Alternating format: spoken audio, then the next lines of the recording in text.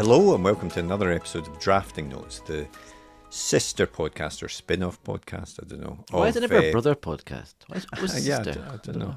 But of Page One, the Writers Podcast, I'm Marco. I'm Tarek. And on their main podcast, obviously, we talk to writers about their process, talk about their latest books and all of that sort of thing. But these ones are sort of shorter, punchier episodes of just me and Tarek, sort of taking one aspect of writing and talking it through. Yeah. And these are, you get very early access to these if you join our Patreon, which the details of which are in the podcast description. But whether you're watching this on Patreon or on YouTube, what the topic that I want to discuss today was a very broad one, but I'll try and narrow it in, which is ideas. Yeah. And not that perennial question of where do you get your ideas from, because that's the question that all Who knows writers the answer hate. to that horrible question? Yeah. But more what do you do with them.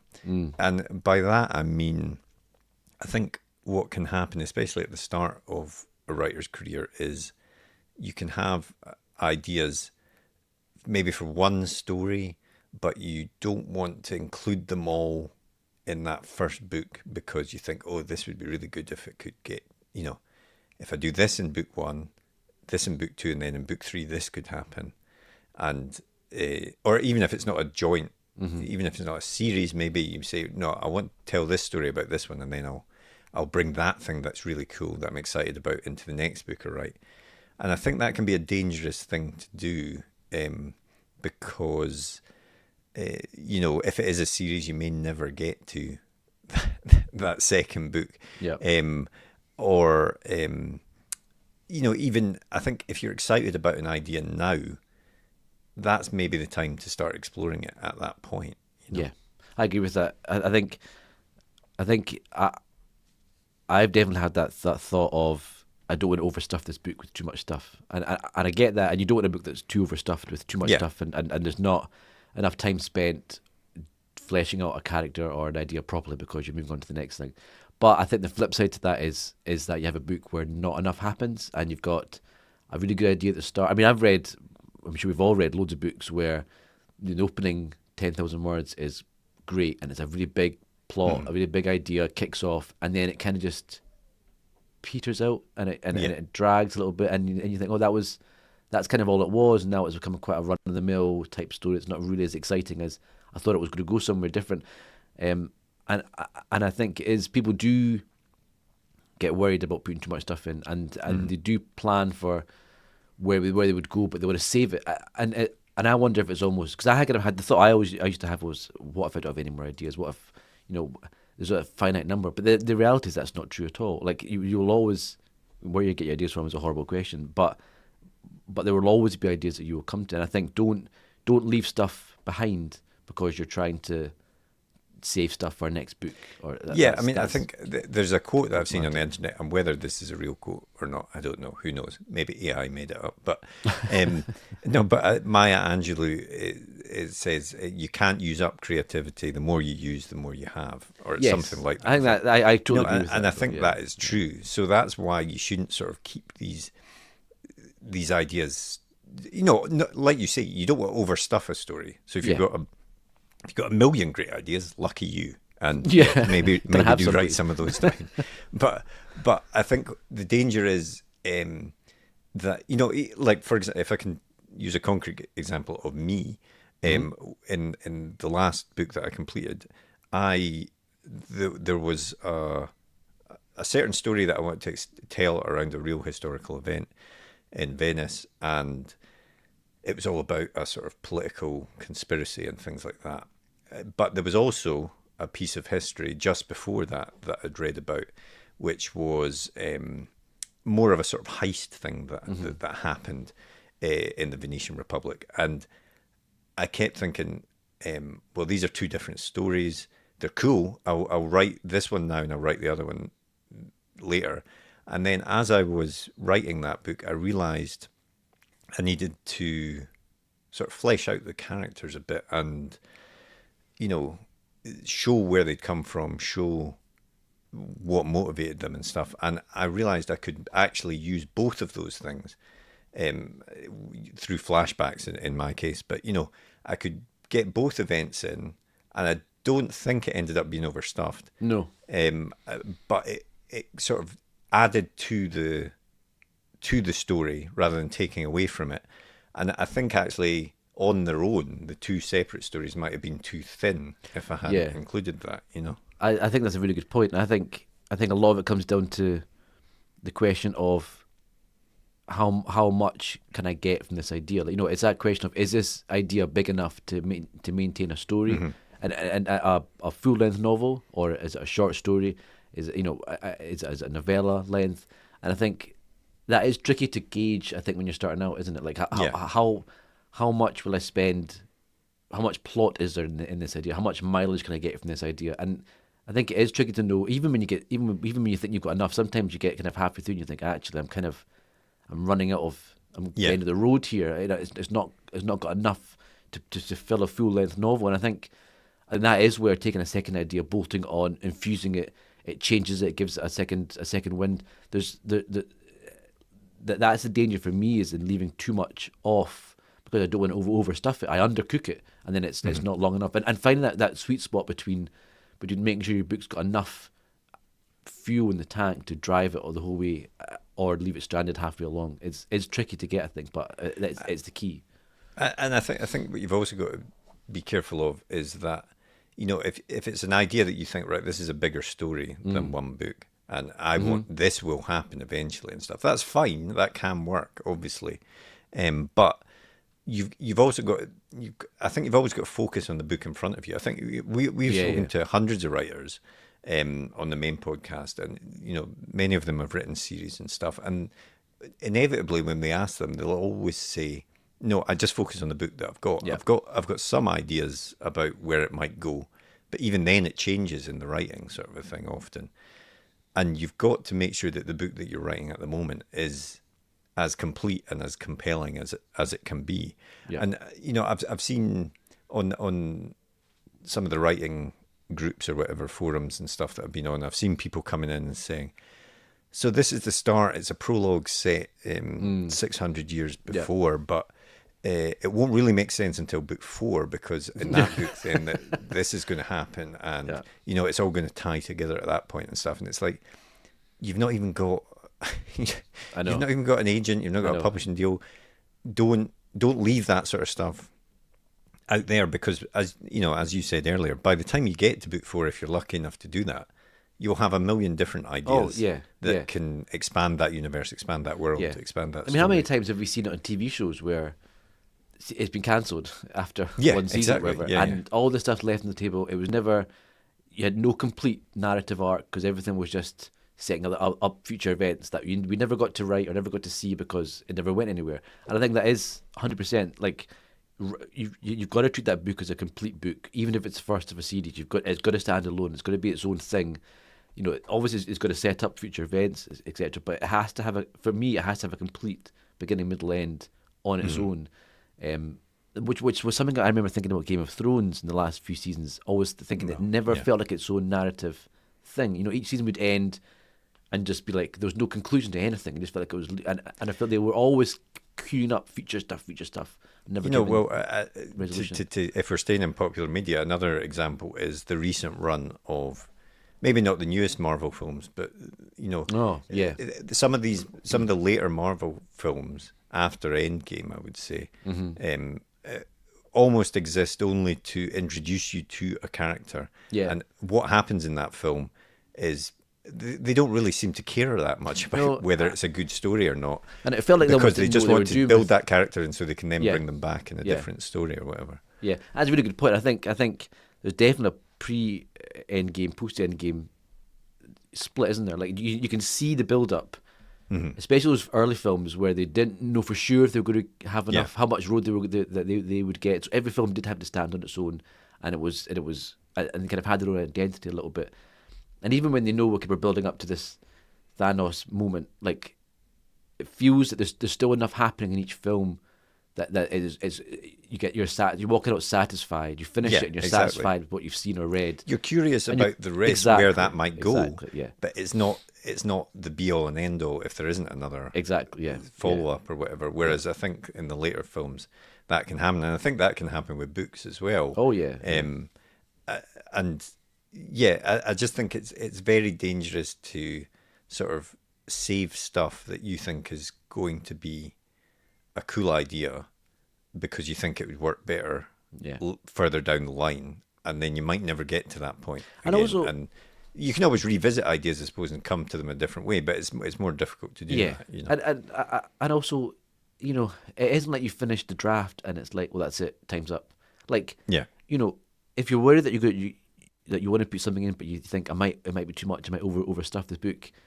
Try it, like put it in, like write the thing, like write the thing, put it away for 2 months, come back to it, whatever, and take a fresh view of is it actually overstuffed or is it just is it just the right amount? You can then take things out. You can. It's always easier, I think, to take things out. I would rather have a book that was overstuffed that I could then slim down than have a book that was undercooked and have to write a whole bunch of new stuff and bolt it in and make it feel seamless. I find that Yeah. harder. I would rather. I put would too always much in rather than have a strip book back. that is exactly the right length. Goldilocks book. No. That's What easier. you're talking. That's nonsense. But yeah, I think don't be scared about putting stuff in No, and trying absolutely. things and seeing Yeah. because you bolt ideas in, you mix the two ideas together and it sparks a third idea. It Exactly. takes it in a new path you hadn't thought about that. And I think if you haven't thought about where a story's going to go, and that's exciting for you and it's exciting for the reader because they don't see it coming either. Yeah, no, I'm a huge advocate of like writing that thing that writing a book is not something you do in a weekend unless you're Stephen Graham Jones, as he told us. But otherwise, for us mere mortals, then it takes a long time. So you're having, it's a commitment, and you want to be excited about sitting down and doing it. Now, you won't be excited every single day. It's just not happen for any days, writer. I would But say. yeah, exactly. But if these ideas are the things that brought you to the table in the first place, brought you to the desk, then explore them. And even if you, as you say, you write it and it doesn't work for that story, you can take that chunk out, you can put it in the save file or in the drawer or whatever, and you can rework it maybe in a different way in a different story. But that's part of why you've sat down to write these ideas, and to not to sort of keep them there in a sort of business-like way of saying, no, wait, I'll do that next year. That's what I'm doing next year. It can be a very dangerous thing. Now, I know when you're a professional writer, if you've got multi-book contracts and stuff like that, then I think different considerations can come into it because obviously... you've got a series you're planning, you need to have... Exactly. Fair enough, Yeah. yeah. But I suppose I'm more focusing on people who are writing that first book. That I've seen it, I've heard people talking about it and stuff. They don't want to, they think it would be better to keep it in reserve to surprise people with later. And I think that's just Surprise dangerous. people now. Surprise them now. Put it in. Exactly. Like, But do 100%. Put it all in. Like, look at I'm going back to another film idea, but like Star Wars, the original Star Wars. Obviously, George Lucas had a bigger plan, but at the same time, it works totally as a standalone film. Yeah. You could watch A New Hope, as it's now called, By as a itself. standalone film, and it's 100%, completely self-contained. Now, it opens up questions for a wider universe, and obviously that has been explored. Stroke exploited. exploited, and sometimes it's been good, sometimes it's been not so good. But, I think he it'd been very easy for him, for example, to have said, right, this is going to be a spoiler for the 40-year-old film Star Wars. Yeah. But very easy for him not to have killed Obi-Wan in that first film, for example, or something, and said, right, that's a moment I want to keep for a later film or something. Yeah. But to keep that single film exciting, to keep it to have it a good structure, a good pacing, and everything like that, then it made sense to put it in where he put it in that film. It gave that film stakes. That I think that's right. Could have been lessened if you hadn't had something like that. And I think almost when you're looking at, say you're writing a trilogy, and you're like, how much story do I keep for book 2, book 3? Yeah.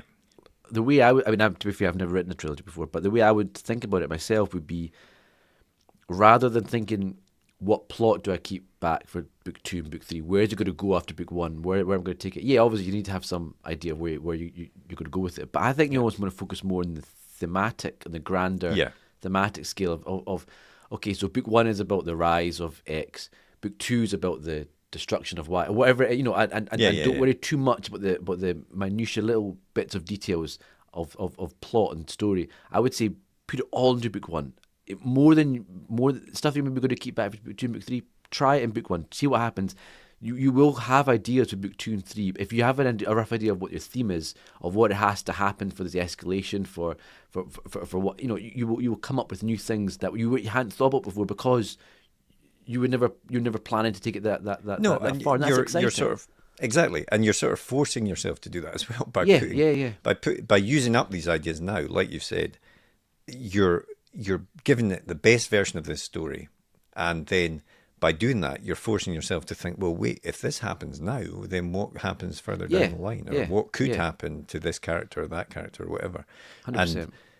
And that is part of certainly for me anyway, that's part of the fun of creativity, is to find yourself asking questions beyond those that were there at the start of the whole process. And how many times have you read books or watched TV shows or films when you think, I know where it's going to go, I know where it's going, oh shit, it's gone somewhere else, and when that's happened 2 or 3 times, you think, oh, it's like, and you continue getting blindsided by, and if it's done well and it's paced properly, having multiple twists or reveals can be really exciting and really fun, and obviously pacing is a huge part of it, and if it is overstuffed, it does feel too rushed and there's too much happening, it won't work. But I think don't be scared of putting too much stuff in there.